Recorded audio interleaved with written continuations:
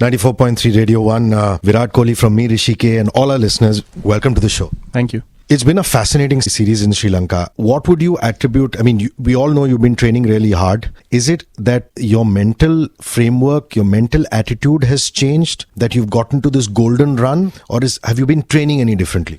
Well, firstly, I've tried to maintain a regular training schedule for myself. Not miss out on training at all, because that keeps you focused, that keeps you confident. Knowing you're preparing really well. So I think that's the one thing I've changed drastically over the last 1 year. That I've been training regularly, which really helps improve your game every day. You don't get to know it, but eventually it does help you when you take the field. And other than that, I've just been really eager to perform well for the team. And I've tried to be as consistent as possible, and I've tried to stay in my own space, which has really helped me be focused on what I have to do on the field and not think about the external pressures and what people are saying or writing and all that sort of stuff. So I think staying in my own space has really helped me improve my game. When you train, is there a particular regime? You warm up, do you start with throwdowns, then you get into fielding, and then you start hitting some balls, or do you mix and match? It's important to mix and match because actually you have to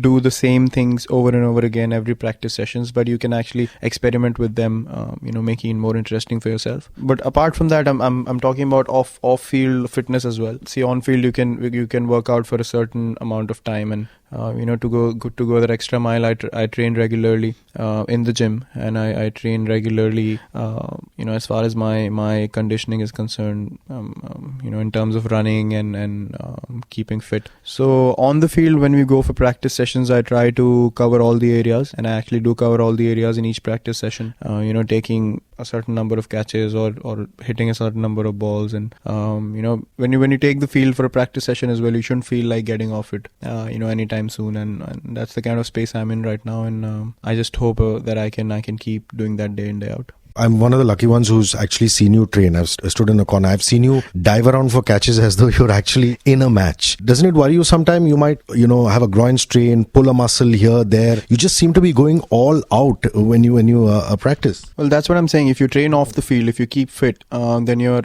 as confident on the field, diving around and trying to stop a ball. If you don't feel confident about, your fitness or your physique, then that's where the hesitation comes in. So I try to neglect, probably keep aside all those negative things and keep myself well prepared for when I take the field. I shouldn't be, cutting short on anything that I have to do in practice sessions. So injury is one thing that you can get, walking on a road as well. So you don't think about injuries when you take the field. You don't think about breaking a finger or twisting an ankle or having a groin strain or a hamstring pull. So you can train as hard as you can, and if an injury happens, that's probably your bad luck, but you never think about injuries when you're training hard. Virat, Australia must have been tough. You went out in the first 2 tests, you didn't do too well. There were a lot of people who were writing you off. At that point in time, what kept you going? Was it family? Was it some senior members of the team? Who was responsible for the dramatic turnaround? And then post that, you just came into your own, got 100, and then from there you've never looked back. So was that really the turning point after the second test in Australia? Yeah, it was. I mean, I always believe that you can speak to a certain number of people to actually make yourself feel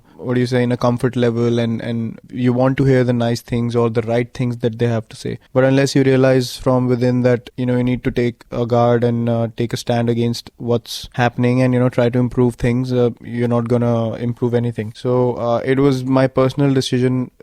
Before that, I spoke to a lot of people spoke to me, but I was still mentally really drained out and mentally really weak at that point of time in the first 2 games. But when I went to Perth, I started believing in myself much more. I started telling myself that I've scored 8 international centuries, and that can't be a fluke, and I'm here to stay. I know I'm good enough to perform at this level, and I started making a plan for myself for the next 2 test matches rather than hoping for things to happen. So I rather started focusing on what I have to do than think about what's been said or written about me, and I think that's one stand that I took myself, and it really helped to turn things around for me. Virat, you captained the Indian under-19 team. You're vice captain now.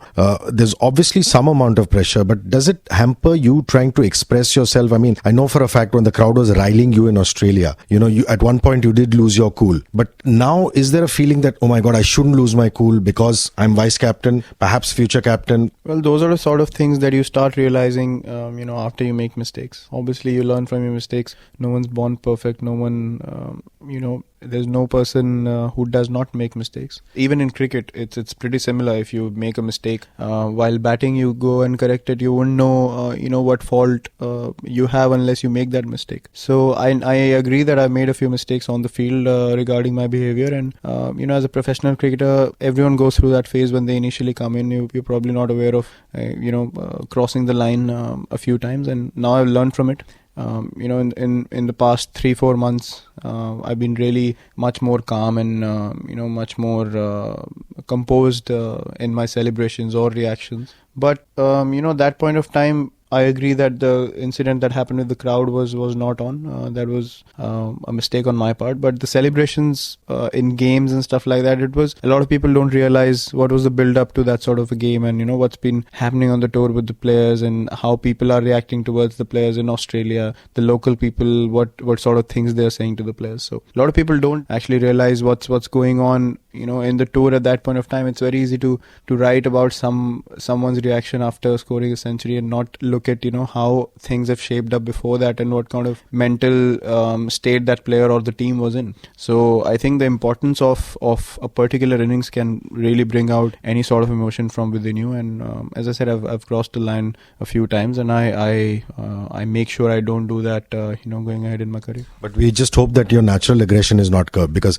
the reason you and Gautam Gambhir are liked by the youth of the country is because you naturally give it back to the Australians when they deserve to get it back. Yeah, that's one question that I was being asked recently as well, that is my aggression going to go down? That's never going to happen, because I'm naturally aggressive. That's what has given me success till now, and that's what I'm going to continue to do. It's just about the on-field behavior, that crossing the line shouldn't happen, and that's what I'm keeping a check on. But I cannot play cricket without being aggressive. That's how I am. And I think for me it's very important to be aggressive and in the face of the opposition, because you don't want the opposition to take you lightly and just see you as a pushover. So you want to give it back. You want to make sure you make them realize that they're here to bowl you out and not just here to just bowl in the right areas and the batsman gets out. So I think it's all about giving them a strong message, and being aggressive has been the key for me. Virat, this is radio, so they can't see your tattoos. You have a fetish for tattoos. Please tell our listeners what the one on the bicep and the one on the forearm is. What symbol is it? The one on the bicep is samurai, a Japanese samurai, and the one on the forearm is a Chinese symbol of faith. So I was fascinated by tattoos before a lot, but recently I haven't been interested in getting any more. I've had my share. I've sort of fulfilled that fantasy of getting tattoos. So I'm not really keen on getting any more. But yeah, the ones I have, I really like them. You're a massive football fan. Hanging with Didier Drogba, that must have been amazing. Share some of those moments with us. Yeah, it was wonderful. I mean, we all were starstruck. He came to Delhi, and the atmosphere there and how people reacted to his presence in Delhi was absolutely wonderful to see. We actually made videos and clicked pictures with him as well. So and playing soccer with him was like a dream come true for a footballer. But for us as well, it was really, really something which was really thrilling, because a guy you've seen all this while on TV, suddenly you're playing soccer with him, and one of the legends of the game, the modern game, and it was really wonderful to share his experiences of football and probably relate that to cricket as well. And it was wonderful to talk to him and get to play a bit of soccer with him. Recently, you shot with Prabhu Deva for something in Bangkok. Tell our listeners about that. Yeah, it was my first time that I met him.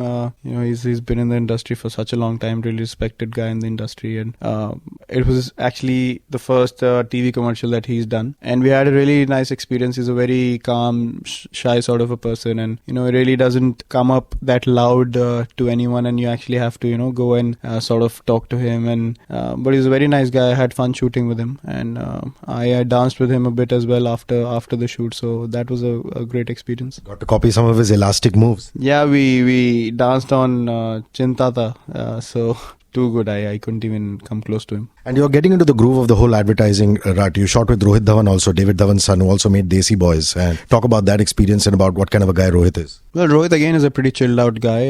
The first time I met him, we really got along well. normal, like a fun-loving guy, pretty chilled out, doesn't have any sort of, again, very calm, fun to work with. And as I said, we got along pretty well, and we had fun shooting for that as well. So it's really nice to get to know people who are skilled in their own fields, and get to learn from what got them to where they are, and get to know them personally as well. So it was a good experience. All of a sudden, Piyush Chawla's come back into the side, Harbhajan Singh, Yuvraj Singh. How's the side looking? And considering Rahul Dravid's not going to be around in the Test squad, big shoes to fill. So your thoughts about New Zealand? Well, New Zealand series, we said before the Sri Lanka series, it's very important to start on a right note. We've got that start, so it's very important to keep capitalizing on that start now. And New Zealand is a start of Test matches for the fresh season, and it's going to be really important on how we go about in these 2 Test matches, which is going to set the tone for the Test matches coming ahead against Australia and England. So it is a very important series for us, and obviously Rahul Bhai not being there, we have to take a more responsibility. I'm looking forward to it. It's always nice to have challenges to play and to actually live up to. So I'm really, really keen on starting the Test matches soon, and hope we can give in a good, strong performance in those Test matches. And talking about the T20 side, I think it's a wonderful side. Having Yuvraj Singh and Harbhajan Singh back in the side, I think everyone's really delighted with that, and especially Yuvraj Singh because of how things have shaped up for him and making a comeback so soon. And we're all really pleased for him, and he's a big tournament player. We all know that he always thrives in pressure situations and World Cups. So I think it's going to be a really exciting tournament, that one for us as well. Sanjay Manjrekar has gone on record to criticize the fact that Yuvraj has been selected. He says nothing against Yuvraj, but he needs match practice before you throw him into the Lions, into the big game. Are you a big advocate of having enough match practice, or you're saying he's good enough for the big occasion? Well, see, he's been around for so long. I mean, he obviously knows himself that he's good enough for the big occasions. He started playing matches as well recently, and the more match practice he gets, the more confident he'll get. Unless you, like he's been included in the team again, unless you let him go and play in that situation again and see how he does, you really can't tell if he's, ready or not. And obviously, even if a youngster comes in the team initially, you obviously give him games to see how good he is. So you actually cannot comment on, I cannot comment on what sort of state he would be in unless he plays that game and, sees how he goes about those pressure situations. We've still got a lot of T20 games before. We're playing 2 against New Zealand. We're playing 2 practice games before going to Sri Lanka. We got practice games there as well. So I think he's gonna, be more and more confident with each practice match that he plays, and we all hope and we all know that he'll be ready for the big occasion. How do you keep yourself grounded? I mean, the girls want to tear your clothes off. All of a sudden, you're a youth icon, a superstar. Does all the female adulation get to you, or do you keep talking to yourself saying, Virat, this can't get out of hand? No, that sort of thing is obviously something that is a substitute of doing well on the cricket field. So I really don't think about all these things. I sort of react to a situation, something which is similar to playing on the cricket field as well. So if a situation, arises, you obviously react to it in the best way you can. So I really don't think about all these things, and it feels nice when people admire and appreciate what you do on the field, and that motivates you more to keep performing for the team and keep being consistent. So that's all I focus on, and as I said, rest of the things I sort of go with the situations. You're doing a series called Radio 1 Youth Incorporated. These are actually good times for the youth, and at the same time a little troubled. Our parents never had Facebook, Twitter, so many diversions. So what is your advice to the youth, for somebody like yourself, who's able to handle success? What is it that you would like to tell any young person who wants to be the next Virat Kohli? Well, one thing I've noticed a lot in kids these days is 3-4-year-old kids know how to work the iPad in and out, which is a very scary thing, because I got my first phone when I was 15 years old, just to keep in touch with my family. And nowadays, kids have BlackBerry phones in grade 7th and 8th. So I think times are going by pretty fast, but technology is good for kids, but till a certain level, because I've seen kids not wanting to go out and play in the playground and rather sit on the iPad and watch those cartoons on TV, which I personally didn't used to do at all. I used to watch my bit, but I was always keen to go play in the playground, play some sort of sport with friends, just keep myself active and keep myself involved in sports. So I think this is one thing that needs to be balanced for the youth today. today for the kids growing up, that you need to have a balance of, knowing how good technology is for you till a certain limit, and balancing, your physical activities as well. So this is one thing that can be, scary for the young kids, because technology can, sort of does distract you from, doing other activities. So I think it's very important to keep that balance. But you're happy with the kind of knowledge base that we have, which we never used to have 10 years ago. The world is open, they can actually surf, get a lot more knowledge. Yeah, you obviously have positives and negatives of everything. As I said, technology is good for you till a limit. Like, you get a lot of knowledge. You can Google anything you want in the world and you'll get it in, a matter of seconds. But at the same time, if you get hooked onto it, if you start, overdoing it, then you're cutting off on your physical activities and, wanting to go out there and keep yourself busy and physically fit. So keeping a balance is very important. As I said, technology, as I said, is good. It's not bad, but excess of technology, can be bad for young kids, and they should strike a right balance of physical activity and technology.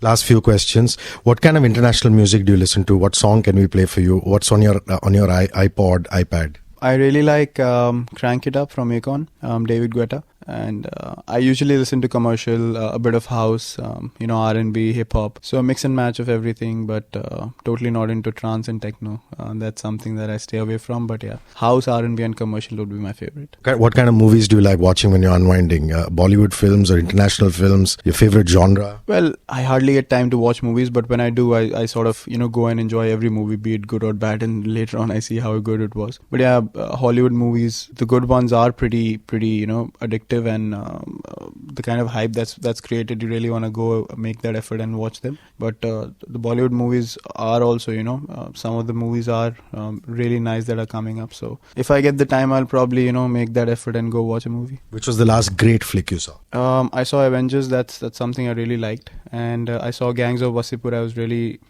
glad to see such a film, and I'm eager to see part 2 as well. Who are your mates in the Indian cricket team, guys you can really vibe with even when you're off the pitch? Well, fortunately, I'm friends with everyone. I'm really good friends with everyone, so I can, sort of hop around and joke with everyone in the dressing room. So I'm really fortunate. But when you go out for a meal, is there a clique of 3-4 guys that you enjoy hanging with, the Delhi boys or anybody else in particular? No, that's one thing that's really good in the team. Like, every day you can hang out with a different set of people, and if someone wants to do their own thing, stay in the room, order there, it's fine. Any 4 or 5 people can just walk out and go for a meal. So that's what I'm saying. That's one advantage of being close to everyone, that you can just go out and have a meal with anyone possible. Who is the hottest woman on planet Earth according to Virat Kohli? I think Kate Winslet is pretty gorgeous. Kate Winslet. She's very gorgeous. I don't know about the other women, but she's someone that I've always thought is very pretty. The inevitable question, Sachin Tendulkar. How much have you learned from him professionally, personally? What kind of a person is he? Give us an insight into this legend. Well, it's like,